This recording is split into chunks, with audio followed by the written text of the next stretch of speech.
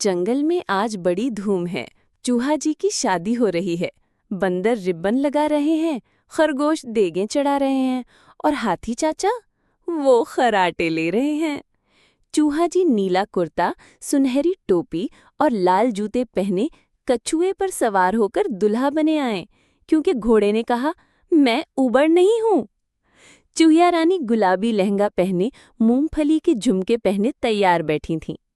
مینڈک band بجا رہا ہے، طوطا رپورٹر بول رہا ہے، ناظرین دلہا پہنچ گیا ہے اور بندر کیک میں چھپ گیا ہے۔ شیر مولوی نے نکاح پڑھایا، قبول ہے۔ چوہا جی بولے، جی پنیر کے ساتھ۔ سب ہنس ہنس کے لوٹ پوٹ ہو گئے۔